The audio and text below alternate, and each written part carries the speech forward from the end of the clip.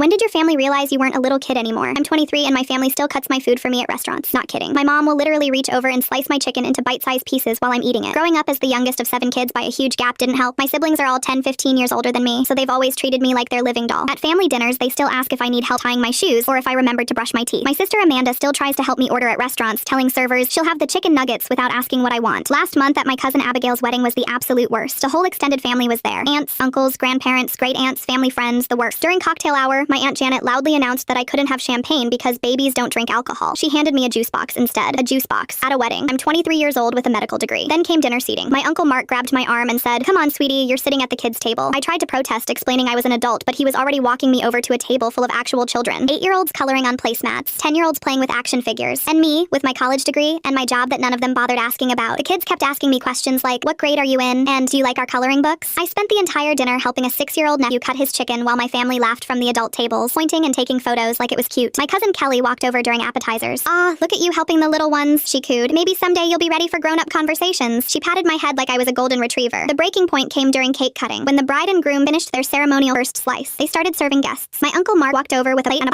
plastic fork. "Let me help you with this, honey," he said, and started cutting my slice into tiny little pieces like I was a toddler who might choke. "Uncle Mark, careful with the fork, sweetie," he interrupted, taking it from my hands. "We don't want any accidents. Remember what happened at Christmas when you tried to use the good silverware?" I hadn't dropped anything at Christmas. He was just making stuff up. The entire reception was staring at this point. Other guests were whispering and pointing. Some were filming with their phones. I felt my face burning with embarrassment. That's when the bridesmaid of honor walked over. She was this elegant woman in her 40s, looking confused. "Excuse me, are you Dr. Nguyen?" she asked, staring directly at me. Everyone at nearby tables turned to look. My Aunt Janet burst out laughing like this was the funniest thing she'd ever heard. "Oh, honey, that's just our baby cousin," she said condescendingly. "She's still figuring out college classes and living in the dorms. Playing dress up as a doctor, aren't you, sweetie?" The woman's face went from confused to absolutely shocked. "Ma'am, this is Dr. Nguyen. She performed emergency brain surgery on my 6-year-old daughter last Tuesday at Children's Hospital. 8-hour operation." You could hear a pin drop. The entire reception fell silent. Even the band stopped playing. My mom's champagne glass stopped halfway to her lips. "Surgery? But she's only..." Her voice trailed off. "23, I said quietly, finally speaking up. "And I've been a licensed neurosurgeon for 8 months. Youngest in the state, youngest in the country, actually." My Uncle Mark was still holding my plastic fork like an idiot, his mouth hanging open. The maid of honor continued, her voice getting louder so everyone could hear. "She saved my daughter's life when 3 other doctors at different hospitals said the brain tumor was completely inoperable." My Aunt Janet's face had gone completely white. She slowly reached over and pushed my juice box away from me like it was contaminated. "The hospital called her a prodigy," the woman went on, her voice carrying across the silent reception. "Said she has hands steadier than surgeons with 30 years of experience." I stood up and took the plastic fork back from my uncle's frozen hand. "So," I said, looking around at my family's stunned faces, "I think I can handle cutting my own cake." The maid of honor smiled and walked away. My family just sat there, speechless, while other wedding guests started whispering. Finally, my mom whispered, "Why didn't you tell us what you really do for work?" "I tried," I said, multiple times. "But every time I mentioned the hospital, you assumed I meant my campus coffee shop job." That night, I got 7 separate apology texts and 3 offers to help me find a real apartment.